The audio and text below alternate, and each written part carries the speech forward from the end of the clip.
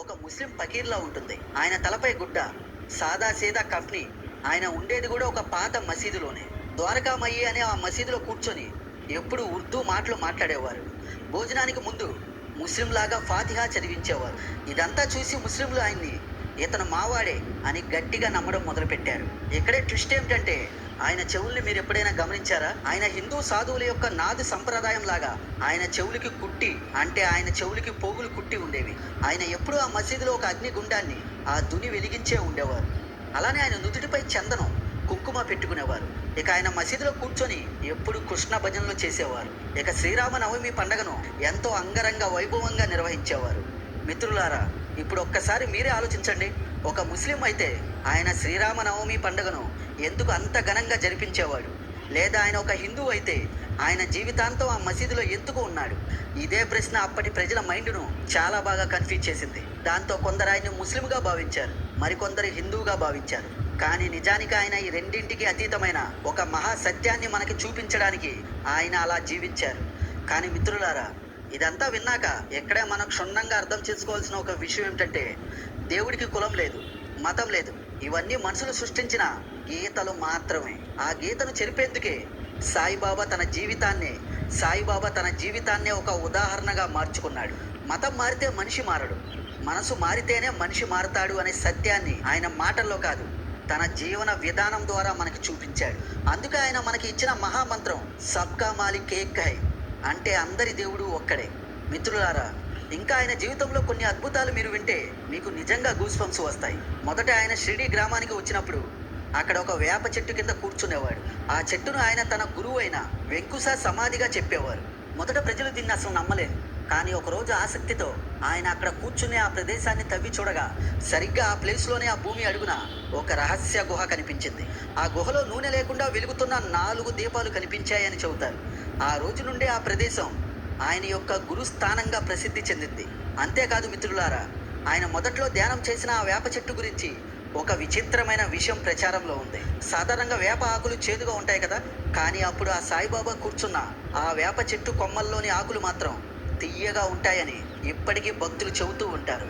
దాంతో చాలామంది సైంటిస్టులు ఆ వేప చెట్టు ఆకుల్ని కూడా తిని చూశారు. అవి తియ్యగానే ఉన్నాయి. ఇది ఎప్పటికీ సైన్స్కి కూడా అంతు చెక్కని ఒక మిస్టరీగా అలా మెలిగిపోయింది. ఆ తర్వాత సాయిబాబా ఆ ఊరిలో ఎవరూ దగ్గరికి కూడా వెళ్ళని ఆ ఊరి చివరన ఒక పాడుబడిన ఒక మసీదును స్వయంగా ఆయన తన చేతులతో శుభ్రం చేసి ఆ తర్వాత దాన్నే తన నివాసంగా మార్చుకున్నాడు. మిత్రులారా, ఆ రోజు ఆయన అక్కడ చేసిన ఆ పని చాలా గొప్పది. ఒక ముస్లిం ప్రార్థనా స్థలమైన ఆ మసీదుకు ఆయన పెట్టిన పేరు ఏమిటో తెలుసా? హిందువుల దేవుడైన శ్రీకృష్ణుడి యొక్క రాజ్యం పేరు. అదే ద్వారకామయ్యి అని. ఒకే చోట 2 మతాల సారాన్ని కలిపి ఇవి వేరువేరు కావు, ఒకటే అని ప్రపంచానికి చెప్పిన మహానుభావుడు ఆ సాయిబాబా. ఈ 2 మతాలను ఒకటి చేయడానికి ఇంతకంటే గొప్ప ఉదాహరణ ఎవరైనా చూపిస్తారా? మీరే చెప్పండి. సాయిబాబా చేసిన అద్భుతాలు వింటుంటే నిజంగా మన మైండ్ బ్లాక్ అవుతుంది కదా. ఇవేవో పురాణాల్లో చదివే కథలు కావు, అలానే కల్పిత కథలు అంతకన్నా కాదు. ఇవి ఆనాడు కల్లారా చూసిన వాళ్ళు రాసిన నిజమైన చరిత్ర. శ్రీ సాయి సచ్చరిత్ర పుస్తకంలో కూడా ఆనాడు జరిగిన ఈ సంఘటనల గురించి స్పష్టంగా నమోదు చేయబడి ఉంది. ఉన్నాయి. నీళ్లతో దీపాలు వెలిగించడం. ఒకరోజు సాయంత్రం షిరిడి సాయిబాబా ఎప్పటిలాగే ఆ మసీదులో దీపాలు వెలిగించడానికి ఆ ఊరిలోని వ్యాపారుల దగ్గరికి నూనె కోసం వెళ్ళారు. కానీ ఆ వ్యాపారులందరూ కలిసి ఆయన్ని అక్కడ అవమానిస్తూ నూనె లేదు పో అని ఆయన్ని అక్కడి నుండి గెంటేశారు. వాళ్ళు అక్కడ ఆయన్ని అలా అంటున్నా సాయిబాబాకి వాళ్ళ మీద ఏ కొంచెం కూడా కోపం రాలేదు. సైలెంట్గా ఖాళీ డబ్బాతో బాబావారు అక్కడి నుండి తిరిగి వచ్చేశారు. ఆయన చుట్టూ ఉన్న వాళ్ళందరూ ఆసక్తిగా చూస్తున్నారు ఇప్పుడు ఆ సాయిబాబా ఏం చేస్తారు అని. ఇక సాయిబాబా ఆ దీపపు ప్రమిదల్లో నూనెకు బదులుగా నీళ్లు పోశారు. ఒక చిన్న అగ్గిపుల్లతో ఆ ప్రమిదలన్నీ నీళ్లతో వెలిగించారు. ఆ క్షణమే మిత్రులారా, అస్సలు అద్భుతం జరిగింది. ఆ నీళ్లు నూనెలాగా మారి ఆ నీళ్లతో వెలిగించిన ఆ ప్రమిదలతో ఆ మసీదు మొత్తం ఒక ప్రకాశవంతంగా వెలిగిపోయింది. ఈ దృశ్యం చూసిన అక్కడ వాళ్ళు అందరూ ఒక్కసారిగా షాక్ అయ్యారు. బాబా వారిని అవమానించిన ఆ వ్యాపారులు వెంటనే పరిగెత్తుకుంటూ వచ్చి బాబా వారి కాళ్ళ మీద పడిపోయి ఆయన్ని క్షమాపణలు కోరారు.